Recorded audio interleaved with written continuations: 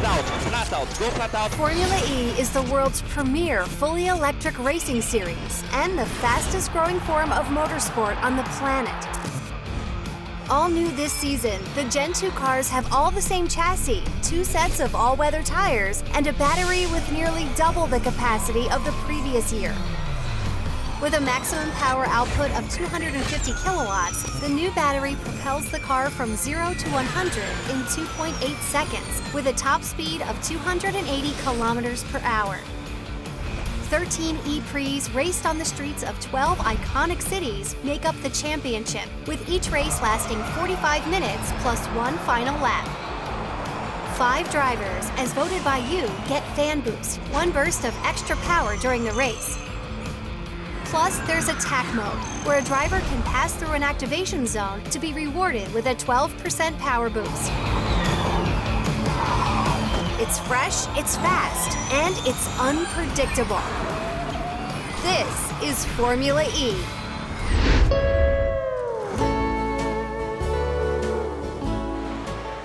What's the rush, street racers? Sometimes just gotta slow it down, take it easy.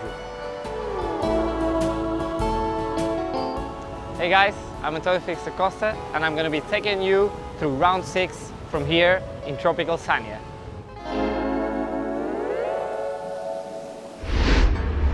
Sanya, the stunning tropical playground, a surfer's paradise. After the drama of Hong Kong, Oh, Lottery's got damage! Flat tyre! the ABB Formula E Championship continues its Asian leg of the World Tour. China played host to FE's inaugural race in Beijing in 2014. A dramatic end to the race! But today, the focus is 1,500 miles away on Hainan Island, known as the Hawaii of China. The city of Sanya has the best air quality in the country, and as the stars of Formula E approach the halfway point of the season, who will find the groove of this island? Who will catch the break of the waves? And who will wipe out? Coming up, we chat to our host about his favorite way to relax. The Nissan e.dams team get a taste of some local Chinese culture. Sanya is a brand new track on the Formula E calendar, so our host gives you his thoughts on how to master it.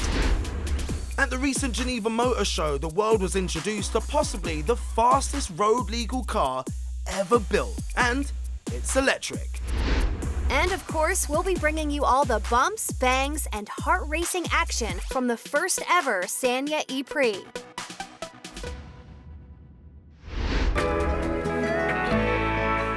It all started out so well for me in Nadiria, but it's been a crazy season so far.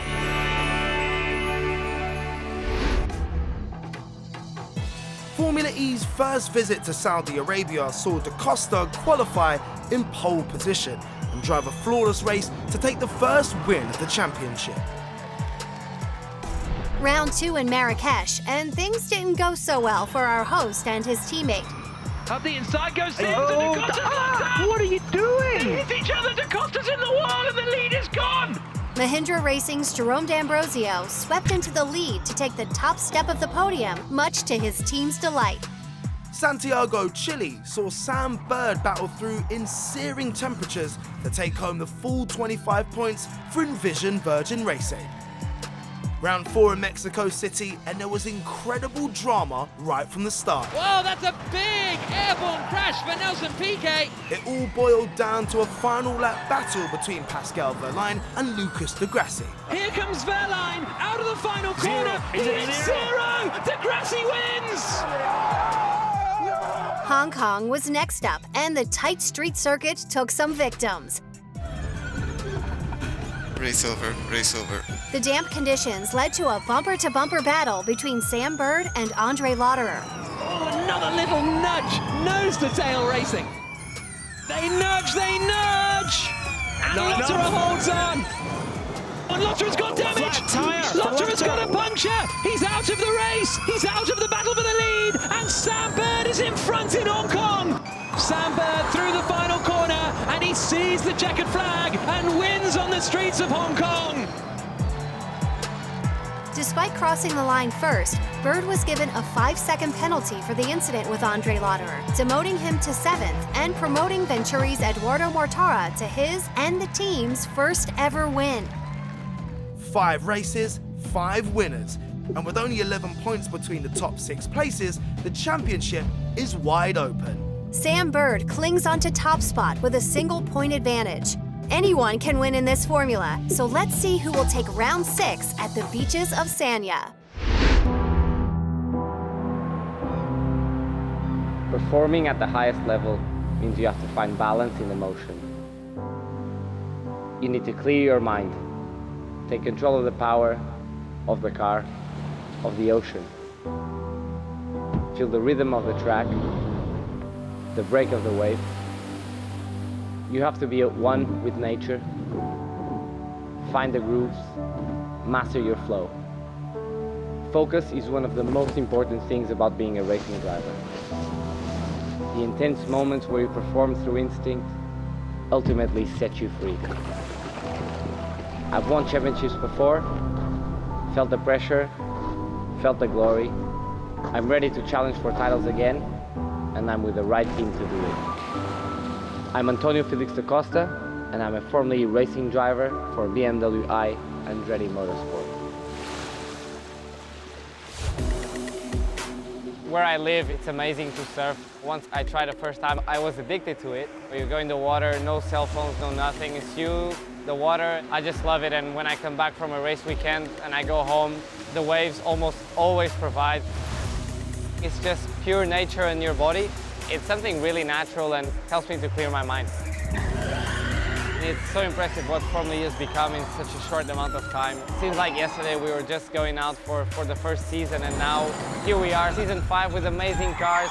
All the biggest manufacturers in the world are involved now, and that just shows me how important this series has become. So absolutely, without a doubt, it's one of the places to be now for a racing driver. The season started off in an amazing way. And it's victory for Da Costa and BMW! Pole position, won the race. It was kind of a fairy tale opener, you know, for us. Obviously, Marrakech, we were leading 80% of the race, and with only 7 minutes to go, there was a crash with me and my teammate Alex. They hit each other, Da Costa's in the wall and the lead is gone! For me, it was just hard to believe that that happened just like that. It was all over. We all reacted really well to the situation, and 2 races after, we were on the podium again in Mexico, finishing 2nd on the road. We've had a strong season so far. We have a strong car, so I'm really motivated to keep going. And I've been a BMW Works driver for 6 years now, and I feel at home. You know, the team is not new to me. The people are not new to me. They know what I can do. I'm this always in a good mood guy and all that, but when the helmet goes on and when it counts, I'm an ambitious racing driver, an ambitious person, and I'm here to win. So I believe we can get to New York and really have a crack at this championship.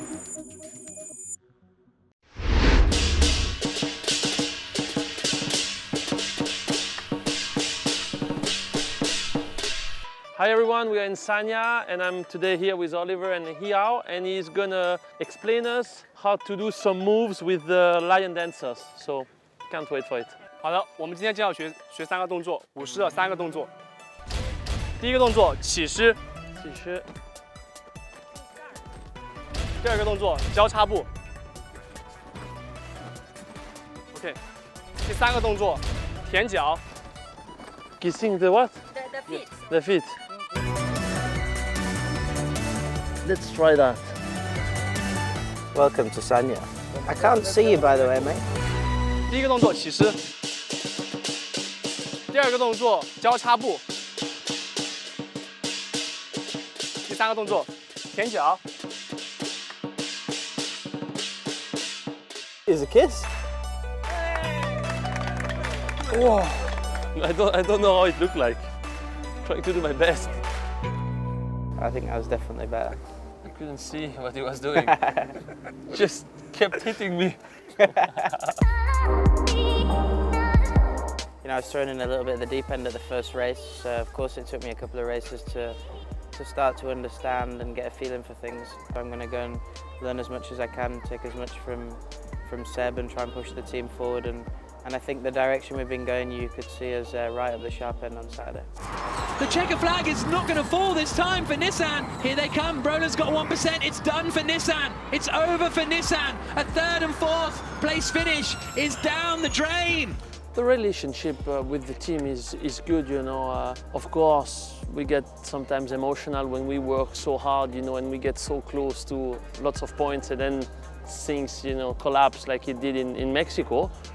But we are all competitors and we go back home and we understand the mistake we've done or the issue that happened and then we come back. So there is no other options at the end, you know. We just regroup, we stick together, we win together, we lose together and we go to the next race. Bird's going to hit him. They make a little bit of contact down at Tamar Park. A couple of two kisses there. Oh, slowing is Oliver Rowland. The full course yellow came on, I think. Unfortunately, in turn one, when I was on full lock, I got a little touch from Sam, which meant the steering wheel came out of my hand a little bit and I rubbed the full course yellow button. And obviously got that off, was back in 12th or 13th, started to fight back, I think I got to 7th. And unfortunately, in the end, the suspension broke with maybe 5 or 6 laps to go. We've had 3 DNF in a row, so clearly it's been a tough ride, but at the same time, when you see that you qualify in Super Pole and you fight for pole position each time, it gives us lots of hopes for the rest of the season because we know once we will manage everything, the good result will come. Well, will it come at this round in Sanya? We'll be finding out if it's finally Nissan's race later in the show. China may be infamous for its polluted cities, but is also leading the way in electric vehicle revolution, with more EV sales in 2018 than the rest of the world combined. Hainan Island may already benefit from some of the country's cleanest air, but it's still striving to improve with nearly 3% of its vehicles already powered by clean energy. So we're here in Sanya, brand new track for all of us. But every track that we go to, we do a little track walk to have a look at everything. So come on out, we'll guide you through it. The 2.2-kilometer beachside track in sunny Sanya begins with back-to-back left-hand turns past the pit lane exit and towards turn 3. So we're here in turn 3. This is also where attack mode is. As you can see, there's a red line there, a blue line here, and you have to go through the loops to activate the extra power. For me, it looks like the best attack mode we've had all season. There is a bit of a time loss to activate it, but then there is a big gain around the track because we have some long straights. So I think this is going to give for some really good racing. We'll see. Turn 4 is a long sweeping right-hander onto a short straight up to turn 5. So coming up on the track, now up to turn 5. You can see we have a little bit of few different types of tarmac, but this also sets you up for the longest straight of the track. So exit here is really important. Turn left, like Jeff says, so I'll just follow him and see what he says. Mon petit poulet. At around 700 meters, the straight is one of the longest on the calendar. Accelerator pedals will be firmly flat to the floor for this section. So behind me we have the longest straight of the track. We just come out of turn 5. It's actually a little bit tilted, so they call it turn 6 and 7, and then you come up to the slowest corner of the track. It's also probably the area of most overtakings will happen. We're gonna have to do a lot of energy saving here, and most of the energy saving will happen in this corner right here, but I think most of the action of the race will happen here, so let's see what happens. So after that last hairpin, there's another long straight coming up to turn 10. So we're gonna arrive here at very high speeds, like 230, 240. And then this corner is actually a bit tighter than what I thought it would be. So you see also the different tarmac change here. So it's gonna be a really tricky corner, this one. Very hard to get your braking done properly and then carry as much minimum speed as possible. And obviously the start of the race will be here as well. So every car will be coming here on lap 1 completely packed up. So yeah, the exit's a bit tight for everyone to fit at once. So we'll see what happens. So we're now coming up to the end of the lap. This is the last corner. It's a slow corner, but a little bit more up and down than what we had on the simulator when we test the track before actually coming here with the team in the simulator. The track in general looks really a lot of fun, a lot of overtaking opportunities. There's going to be a lot of energy management in this race. It's going to be hot. The batteries will suffer a little bit as well. So there's a lot of details that have to come into play, and whoever masters them the best will take this one. So I'm feeling confident. I think it can be a good track for me, it can be a good track for my team, for my car. So, and I think there's going to be a lot of action in the race with the attack mode as well. So really looking forward. Let's go for it.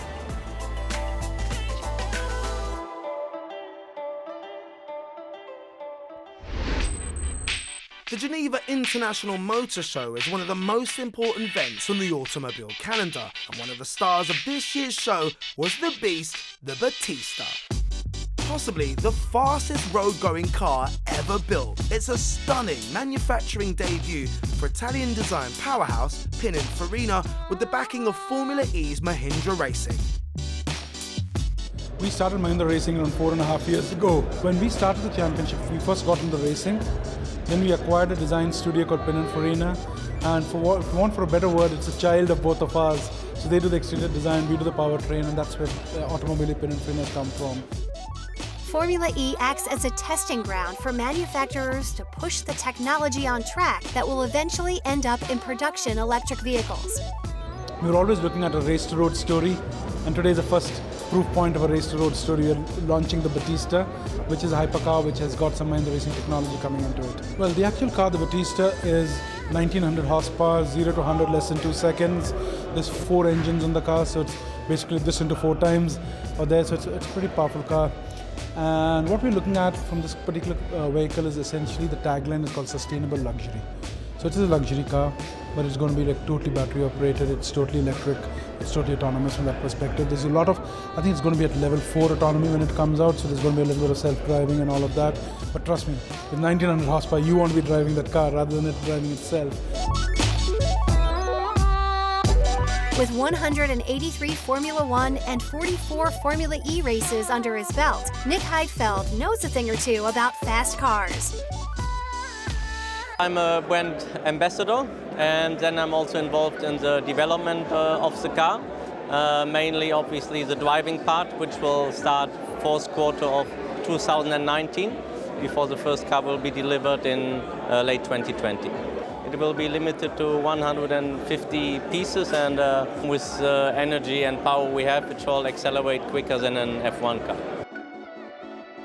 The target is to make this nearly 2,000 horsepower drivable and fun for a race driver like myself, as well as for a normal guy. Also, it will have a big battery and shall be able to do 450 kilometers. This is the first model, and we will be launching further models after this. Like, it's going to be a next car, it's going to be an SUV, and there's going to be a couple of other vehicles. So the next, I think, 6 years, we're launching 5 models of electric cars here.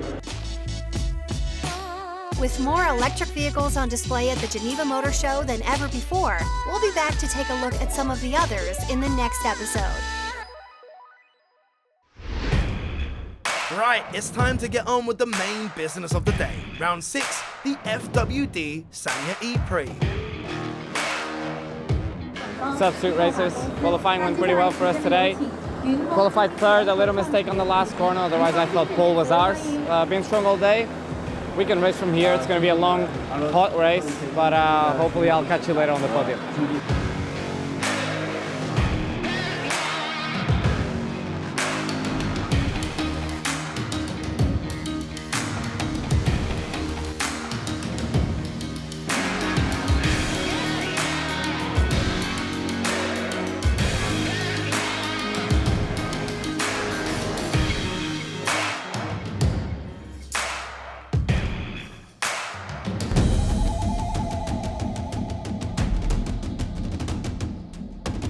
Roland on pole position. Alongside him on the front row is Jean-Eric Verne. Da Costa in third, championship leader Bird in 16th. All 5 lights are on, and we go green in Sanya. Very, very quick lights out, so it's a poor start, I think, from Pascal Wehrlein, further back in the pack. Roland gets away well, and there comes Daniel Abt up the inside of Da Costa. Can't quite make it through. Everybody safely through the first right-hander, and Da Costa is going really defensive in the blue and white BMW, trying to defend from Daniel Abt. Mortara, super late on the brakes, coming into turn 11, and he's going to get around Lucas de Grassi there. Everybody pushing and shoving to try and find a bit of space, but it's Roland who leads. It's Verne in second, it's Da Costa in third. Bird is out. The race is over for the championship leader. Sam Bird out of the race. He pulls off the track and Sam Bird is out of the Sanya E-Prix. Robert Freight is right on the back bumper, or back on the gearbox. And he's going for it round the outside, coming into 10, and he does it. He's up into 7th place. Good job, mate. Good job. Keep going. Here comes Oliver Rowland leading the way. Vern second, Da Costa third, then Abt, Sims, Lotter at Freitz. And there goes Vern! Vern leads in Sanya! Late move going up the inside into 11, and Oliver Rowland wants to fight back. Oh, clouts the curve there, Rowland, as they come up into turn 3 now. And if anything, he's dropping away. Da Costa goes for it. Might have been a bit of contact there, and now Abt is getting involved, and this is what I mean. It all seems quite quiet, and then it all kicks off. These guys behind are smelling blood, but they also see Jean-Eric Verne disappearing down the road. They know they've got to get past him quickly, as we see Da Costa give him a little nudge again. That was a strong closing of the door. Of his car. Look at the nose. We're on board with Antonio Felix Da Costa. And there goes Verne into the use the attack mode, and Rowland's going to get back at him. No, not quite. They're side by side, and that's going to allow Da Costa at the inside. There's crunching of carbon fibre as they wrestle their way around turns 4. Now down into 5. Abt looks to the outside of Da Costa. He's going to get squeezed into the wall here, surely. They're still side by side. Robin Freitz has got past Sims. Sims has got a problem. Sims is out of the race. Alex is stopped down the back straight. Rear right damage, car's finished. It's a red flag to recover Alexander Sims's car. Red flag, pit limiter, pit limiter. At the end of the pit lane, there it is. The cars rejoin the circuit behind the safety car. There he goes now on the exit of turn 10. Good restart. Look at Abt. Daniel Abt is the man who's going to be pushing right up behind Antonio Felix Da Costa. 10 minutes plus 1 lap to go. Jean-Eric Verne, the race leader here in Sanya. Rowland second, Da Costa third, Abt 4th, 5th for Lotter, 6th for Freitz, 7th for Di Grassi, 8th for Mortara, 9th D'Ambrosio, 10th Buemi. Here comes Di Grassi. Freitz comes in. Alongside. There's going to be a little bit of a nudge there, wheel to wheel. And he did it. Good move from Lucas Di Grassi. Oh, there comes Lotter. Forces his way past Daniel Abt. Again, I've been hit by Lotter. Everyone just getting a little bit spread out. On the penultimate lap, well, that's not true. Bam! Di Grassi sent spinning. Freitz was hit into him by Buemi. That was Buemi, a ridiculous move. Here, listen, there's a drive shaft failure in Lucas Di Grassi's car. Drivetrain is broken, drivetrain is broken. Attention teams, this is race control. Full course yellow in 5, 4, 3, 2, 1. Full course yellow, full course yellow. Full course yellow out. Race will end under full course yellow. So Verne across the line, pumps the air with his fist. He takes the checker flag in Sanya. 6 races, 6 different winners, and our current champion Jev may not be done with this season after all. Winning Techeetah's home race in China must feel huge to the whole team, and it certainly gives his own chances a huge boost in the overall Drivers' Championship, as he jumps from 11th to 3rd in the standings. But it's so tight, 10 points separate the top 6, and after his 3rd place finish, it's none other than our host, Antonio Felix Da Costa, who currently sits top of the pile. 3 racers, we made it to the podium. Unfortunately, it's only P3, but very good points for my championship campaign. I wanted a little bit more today, but very good in. And now it's off to Europe. Next up is Rome. I'll see you there. Indeed, see you there, Antonio. There's just enough time to take a look at the best of this week's posts on social media. Lewis Hamilton is the biggest star in motorsport, and even he realises the future is electric, as he got his first taste of Mercedes' new all-electric EQC. Maybe we'll see him in Formula E soon. Let's hope so. Formula E posted this video of Sebastian Buemi's near-identical accidents at Turn 3 in the free practice and qualifying sessions in Sanya. And Jean-Eric Verne posted this great picture of his team DS Techeetah enjoying their first win of the season. Is this a sign of things to come? Well, that's it for this episode, but we'll be back soon with more electrifying action from the world of Formula E. Catch you later, street racers.